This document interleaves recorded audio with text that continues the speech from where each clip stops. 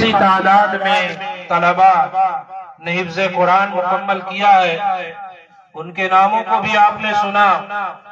ابھی ان کے سروں پر دستار بھی باندھی جائے گی ان کے اعزاز و اکرام کے لیے۔ یہ بہت ہی اعزاز و اکرام کی دنیا میں بھی چیز ہے اور آخرت میں بھی ہے، اس لیے کہ اس کا تعلق ایک ایسی کتاب سے ہے جس کی نظیر اور جس کی مثال نہ تو دنیا کے قائم ہونے کے بعد، قائم ہونے سے لے کر اور آخرت تک نہ اس کی نظیر آئی تھی نہ آئے گی۔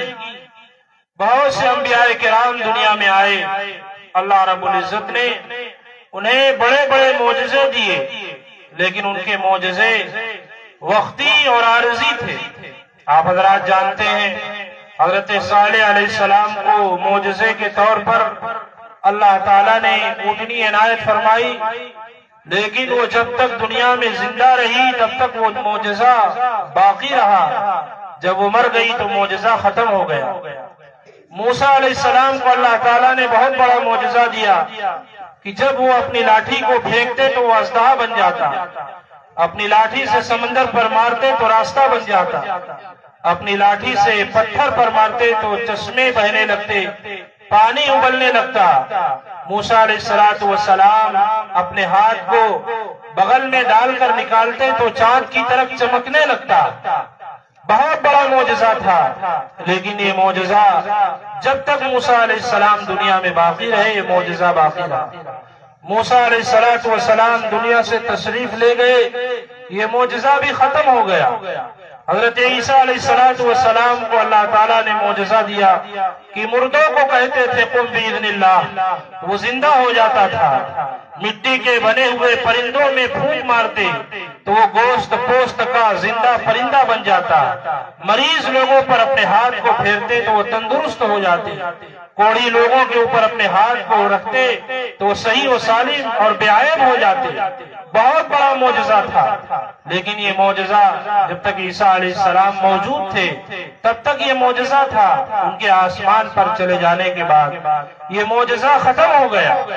لیکن قرآن کریم اللہ رب العزت کا ایک ایسا معجزہ ہے جو ہمارے سردار جناب نبی کریم صلی اللہ علیہ وسلم کو اللہ رب العزت کی طرف سے دیا گیا، اور جب تک جناب نبی کریم صلی اللہ علیہ وسلم دنیا میں موجود تھے تب تک بھی یہ معجزہ تھا، اور آپ کے دنیا سے تشریف لے جانے کے بعد بھی 1450 سال گزر چکے، آج بھی یہ معجزہ ہے، اور قیامت کے قائم ہونے تک بھی معجزہ رہے گا۔ اور قیامت جب قائم ہوگی دنیا کا سارا نظام درہم برہم ہو جائے گا، ساری چیزیں اپنا کام چھوڑ دیں گی، یہ چاند ستارے آسمان و زمین سب ہلاک و برباد ہو جائیں گے، لیکن یہ قرآن اس وقت بھی باقی رہے گا، اور جنت میں ہمیشہ ہمیشہ کے لیے معجزہ باقی رہے گا۔ آپ اس سے قرآن کریم کی اہمیت کا اندازہ لگا سکتے ہیں کہ اللہ رب العزت نے کتنا بڑا معجزہ جناب نبی کریم صلی اللہ علیہ وسلم کو عنایت فرمایا۔ اور یہ معجزہ کوئی معمولی چیز نہیں، یہ اللہ رب العزت کا کلام ہے، اور اللہ رب العزت کے کلام میں علماء نے لکھا کہ اتنا جلال ہے، اتنا پاور ہے، اتنی طاقت ہے، اتنی گرمی ہے کہ اگر براہ راست اسے کسی چیز پر نازل کیا گیا ہوتا تو وہ چیز پاس ہو جاتی۔ لو انزلنا هذا القرآن على جبل لرأيته خاشعا متصدعا من خشية الله۔ دنیا کے اندر سب سے مضبوط چیز پہاڑ کو سمجھا جاتا ہے۔ اللہ رب العزت نے زمین کو بنایا، وہ حرکت کرنے لگی تو اللہ رب العزت نے اس کے اوپر پہاڑ کو پیدا کر دیا، اور زمین رک گئی، اس کی حرکت رک گئی۔ کتنی طاقت ہے پہاڑ کے اندر، کتنا مضبوط ہے پہاڑ، لیکن اس کے بارے میں اللہ رب العزت فرماتے ہیں لو انزلنا هذا القرآن على جبل، یہ قرآن اگر ہم پہاڑ پر نازل کرتے، پہاڑ پر اتارتے، لرأيته خاشعا متصدعا من خشية الله، تو تم اپنی آنکھوں سے دیکھتے یہ پہاڑ کپکپانے لگتا، یہ پہاڑ پھڑپھڑانے لگتا۔ اس پہاڑ کے اوپر وزنی سے وزنی چیز اتاری جائے اپنی جگہ سے حرکت نہیں کرتی۔ سیدنا مولانا محمد وعلی آلہ وصحبہ وسلم۔ 2 নম্বর আশফাকুর রহমান তালুকদার, পিতা অ্যাডভোকেট জলিলুর রহমান, দুর্গাপুর সোনামুড়া সিপাহী জেলা। 3 নম্বর জুনায়েদ চৌধুরী, পিতা জসিম চৌধুরী, দুর্গাপুর সোনামুড়া সিপাহী জেলা। 4 নম্বর মাহিন আহমেদ, পিতা মাহবুব আলম, কুলুবাড়ি সোনামুড়া সিপাহী জেলা।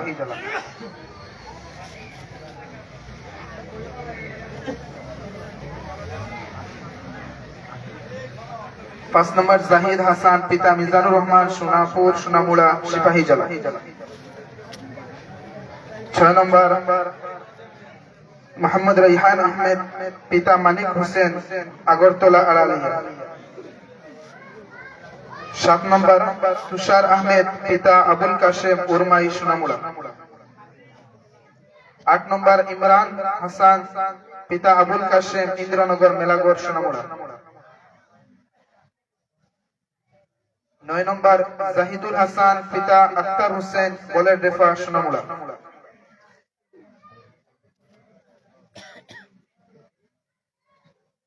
10 নম্বর শায়ন ইসলাম, পিতা মনির হোসেন, শ্রীমন্তপুর সোনামুড়া।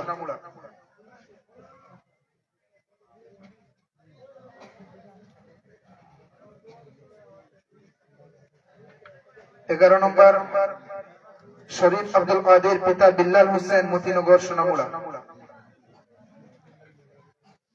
12 নম্বর ইমরান হোসেন, পিতা মোহাম্মদ রফিক মিয়া, আমতলী উদয়পুর। 13 নম্বর মোহাম্মদ আফতাবুল ইসলাম, পিতা মনিরুল ইসলাম, দুর্গাপুর সোনামুড়া। 14 নম্বর মেহেদি হাসান, পিতা সাইফুল ইসলাম, ময়নামা কুলুবাড়ি। 15 নম্বর শাহিন চৌধুরী, পিতা আমানুল্লাহ চৌধুরী, এনসি নগর সোনামুড়া। 16 নম্বর নাজমুল হক, পিতা মনিরুল হক, দুর্গাপুর সোনামুড়া।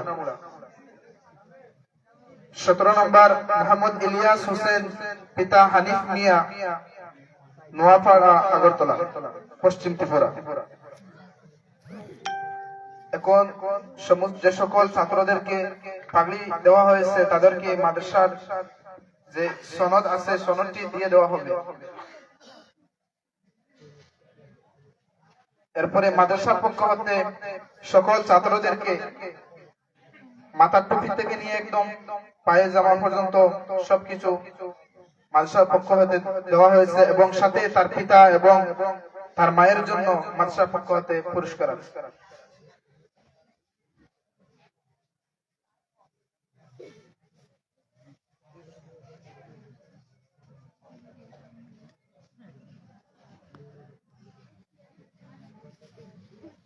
এখন আমার প্রথম থেকে আমি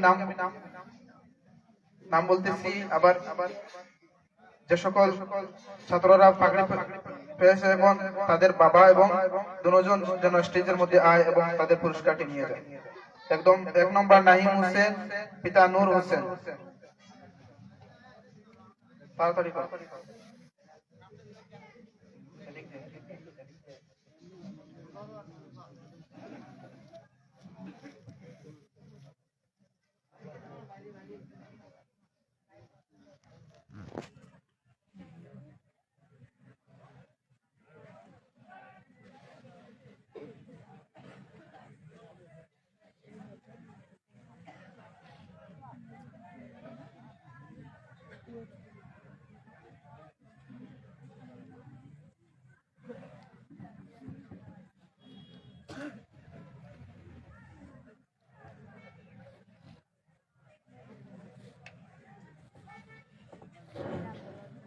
যাহারা পাগড়ি প্রদান করা হয়েছে প্রত্যেকে এখানে সারিবদ্ধভাবে একটু দাঁড়াও, উঠে আসো।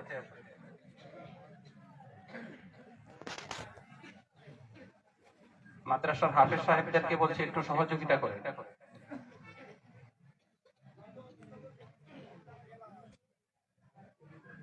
হাফেজ সাহেবরা কোথায়? একজনের দিকে আসেন, ব্যাগ দিয়ে দেন এক একজনের হাতে। দাঁড়াও দাঁড়াও দাঁড়াও দাঁড়াও।